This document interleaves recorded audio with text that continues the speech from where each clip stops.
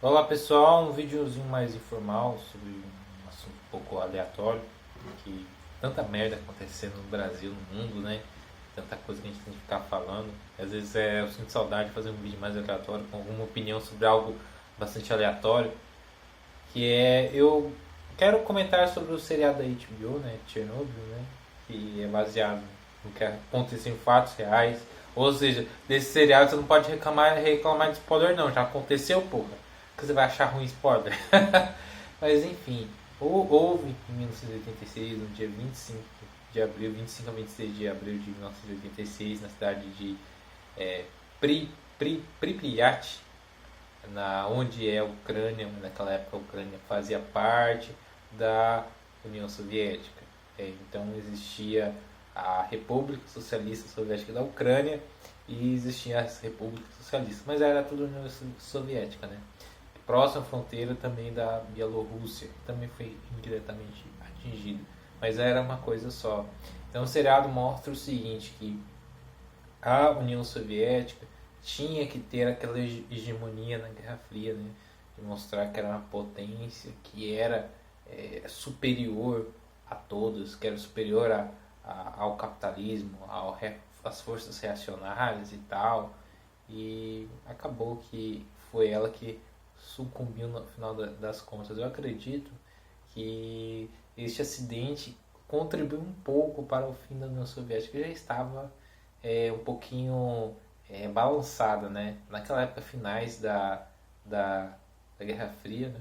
Já havia 40 anos daquele embate com os Estados Unidos, então houve um teste de segurança, como você que pode ter visto no primeiro episódio, aquele cara bigodudo, um pouco arrogante, estava comandando tudo, tinha uns carinhas meio assustados. Então eles simulavam a falta de energia na estação, e neste teste aconteceu a merda, né? Explosão. Então nas primeiras cenas você vê assim a mulher ali que também ela é um dos personagens centrais da história. Eu não vou citar muitos nomes, os caras, porque é nome eslavo. É nome eslavo que é russo, ucraniano, essas línguas eslavas. Tem uns nomes muito complicados. Eu já sou ruim de lembrar de nome, imagine nome russo, nome eslavo, nome ucraniano. Aí fudeu, né, rapaz? Isso aí você já quer me quebrar. Então é que tem aquela parte da explosão. O marido dela é bombeiro, ele morreu, claro. Outro spoiler. Mas enfim. A questão foi uma coisa foda, porque era um reator. Qual que é o nome do reator? RMCK? Não, é RBMK. Este tipo de reator, ele tinha uma haste que um boro acho que para estabilizar eu esqueci o nome do elemento. Então esse elemento ele precisava ser estabilizado. Só que saía a haste de boro, mas quando voltava, vinha elementos com outro elemento que desestabilizava tudo e dava merda. Então a merda que houve. Então eu vou ler aqui um trecho.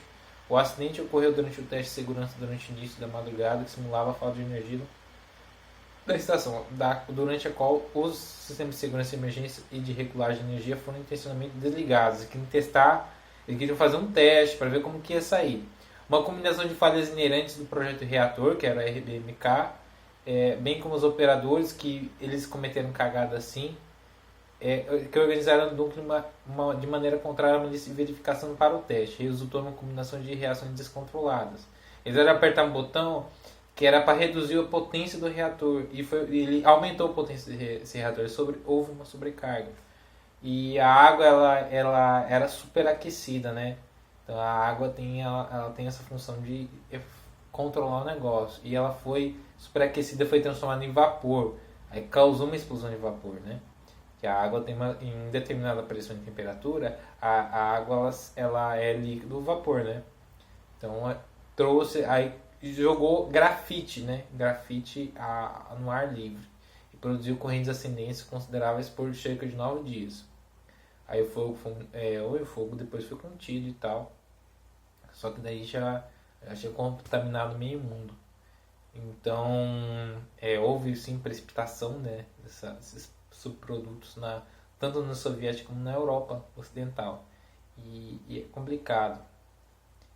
é complicado. Então houve muitas vítimas e se mostra as pessoas mortas, mostra a forma como a União Soviética tentava abafar o caso. Ela tentou do máximo possível, tanto que as pessoas não sabiam direito. Pensa naquela época que não existia a informação como hoje, não existia. Então foi muitas pessoas. Então há uma controvérsia de muitas informações, porque a própria União Soviética tinha aquela coisa de manter as pessoas nas suas vidinhas normais. Eles demoraram muitos dias para evacuar a cidade. Então pense quantas pessoas foram contaminadas.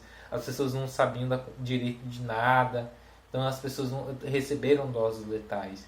Então as pessoas foram hospitalizadas, muitas pessoas, os bombeiros morreram. Teve um cara que tocou, você mostra na série, o cara tocando, queimando a mão, um bombeiro. Então as pessoas foram contaminadas, o cara foi lá ver o negócio com os próprios olhos. Ah, não, vou lá ver, tipo, sem nada, ficou tocando a mão, cara, e na hora dá uma reação lá, porque é uma coisa muito forte, né? Pensa que as estruturas do seu DNA são todas desagregadas em uma escala muito grande. É foda, aí o cara começa a ter sangramento, é uma coisa muito louca, né? Que eu acho que eu não vou explicar isso de uma maneira bem mais detalhada. E este foi considerado o maior acidente nuclear da história. Não é à toa que eu acho que virou um seriado. E é um dos únicos acidentes nucleares elevados como nível 7, classificação máxima. Sendo que o outro foi o de Fukushima. De Fukushima eu lembro. Nossa, Fukushima foi 8 anos atrás, né? Então a luta para salvaguardar os sinais para como potencial catarse maior, juntamente com os esforços posteriores de contaminação do entorno da usina, envolveu mais de 500 mil de trabalhadores e custou cerca de 18 rublos soviéticos. Eu não sei que valor atualizado é isso. Então é um valor altíssimo. Penso que as coisas já não estavam muito boas para elas. Então os restos do reator tiveram que, por exemplo, tinham que limpar aquilo lá, tinham que, por exemplo, tava com fissão nuclear, tava tendo uma reação nuclear. Aquilo não tava pegando fogo, tava tendo uma reação nuclear. Até o cara falar, a primeira vez na história que está acontecendo algo assim. Então, era foda. Aí não adiantava jogar água, que a água ia evaporar. Você ia pagar o incêndio, o negócio estava 1.000 a 2.000 graus. Aí tentaram, não, vamos jogar terra com boro. Aí aquele lá ia virar uma lava. E essa lava ia penetrar no solo e atingir o tanque cheio de água. Ah, mas não tinha água não. A mulher lá descobriu. Não, tinha água sim. E ia fazer uma explosão. Acho que a equivalente a 40 megatons. Muito maior que Hiroshima e Nagasaki. Aí construíram um sarcófago. É complicado, cara. É complicado. O nome do reator era Vladimir Lenin, né? Cara, muito estranho. Muito. É uma história assim. Eu tenho o nome do cara, tinha um nome engraçado. É muito engraçado. É muito. Voltando ao assunto aqui. Então, houve sim uma zona de exclusão. Cara, é muito. Eu me desconcentrei, tá? Aí teve aquela preocupação com energia nuclear, se a energia nuclear era uma coisa muito segura, né?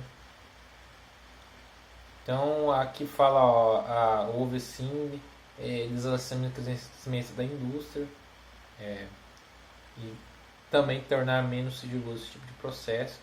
O encobrimento do desastre de Chernobyl foi o catalisador para Glasnost. Para quem não sabe, Glasnost é a ruptura, né, que vira uma coisa que vira outra, né? Então a Glasnost foi uma política, a palavra quer dizer transparência, que foi uma política justamente pré-histórica na União Soviética durante o governo de Gorbachev. Que é aquela coisa, né, o colapso, né? Fatores que levaram o colapso da União Soviética, A União Soviética até existia até desde 1917, né, 1922, para ser mais exato, que aquilo lá acabou. 91, final de 91, acabou-se, virou tudo outros países como a gente conhece hoje, né? Não sei se eles têm a mentalidade revolucionária, mas aí é outro assunto. Então ficou uma coisa feia. O reator número 4, as pessoas morreu muitas pessoas. É complicado, galera. Teve espionagem, os caras estavam mostrando que teve sim a coisa da União Soviética tentando controlar situações. A série mostra uma coisa que eu acho que é o grande ápice desse vídeo, que é o que? É aquela coisa, né? A arrogância do pessoal do partido, que eles queriam ter a palavra final de tudo. Quando você falava assim, tá errado isso aqui, o cara falava, você vê, o cara que é especialista, o professor lá, não, mas tá errado isso aqui, como ousa, eu sou do partido, não sei o que, e aquela coisa.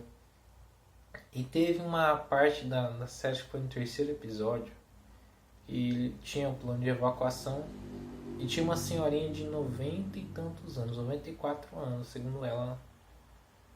E ela estava lá ordenhando a vaca, aí o cara entrou um soldado lá no exército.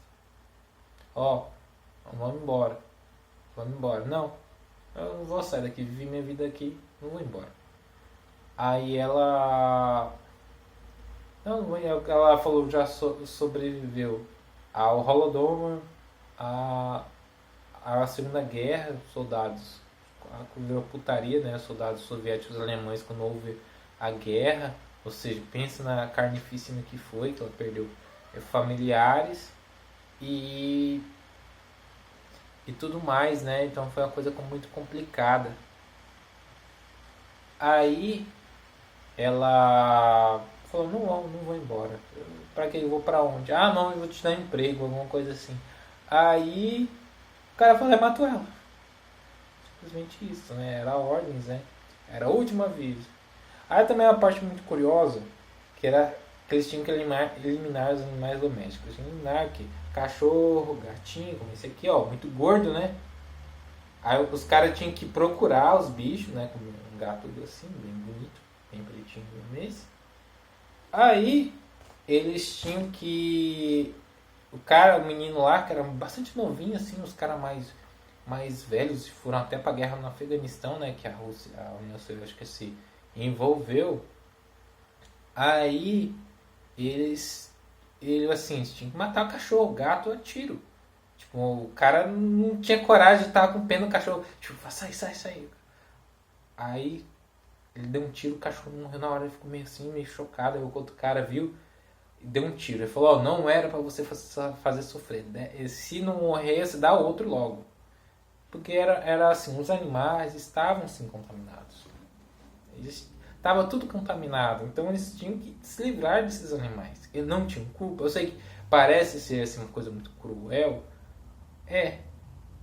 mas era uma coisa que tinha que acontecer, porque eles iam passar no meio ambiente, eles tinham que tirar toda a floresta, tinham que destruir toda a plantação, tudo tinha que acabar.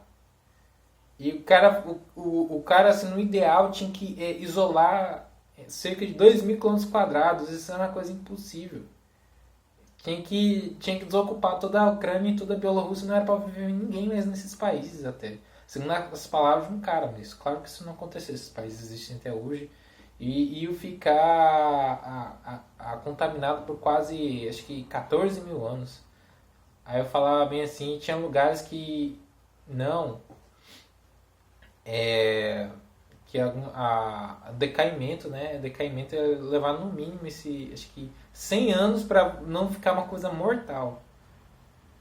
É muito complicado e há casos de contaminação naqueles países até hoje. Tem uma pessoa, não sei se isso é verdade, que tem uma característica física, uma atribuição de uma mulher, que só a mulher deva ter, em vez de ter 2, tinha 3. Aí as pessoas tinham que consumir iodo, tudo mais. E é complicado, né? Pensa que vemos o que aconteceu em Brumadinho, né? Brumadinho, Mariana, parece que a Vale não sei se a Vale aprendeu a lição, mas há coisas, né, que acontecem que talvez de ruim que às vezes a gente tem que levar para que não aconteça novamente, né? Então houve sim uma mudança, né, que houve nas usinas nucleares. Houve também, acabou levando uma coisa que contribuiu para o fim da União Soviética, né, a Glasnost, a perestroika, né, e as preocupações com esse tipo de energia. É uma energia eficiente? Talvez seja, mas ela tem que ser bastante aplicada. E, cara, há aqui os valores dos 18 bilhões de rublos soviéticos, equivalente a 18 bilhões de dólares na época. Acho que eles estavam convergindo, não. É 1 para 1, né? Ou seja, 41 bilhões de dólares nos valores atuais. Isso é um valor, acho que é um valor alto, hein? No processo de confinamento e descontaminação que praticamente faliu a União Soviética. O custo em 30 anos somente para a Bielorrússia foi estimado em 235 bilhões de dólares, ou seja, 301 bilhões de dólares de hoje, dadas as taxas de inflação. É complicado, cara. Tanto a Ucrânia quanto a Bielorrússia, nos seus primeiros meses de independência, reduziram os limiares legais de radiação nos limiares anteriores elevados da União Soviética. É complicado. É uns valores aqui, não sei falar. É complicado, cara. Mas enfim, né? Vidas foram perdidas. O seriado é interessante. Se eu falei algum spoiler, me perdoem, mas é um contexto histórico. Vocês têm que saber disso, né? Vocês têm que ter aprendido isso. E a vida é real. Então, mas mesmo assim, vale a pena o seriado. Eu recomendo. A história é boa. E até o próximo vídeo, se Deus quiser.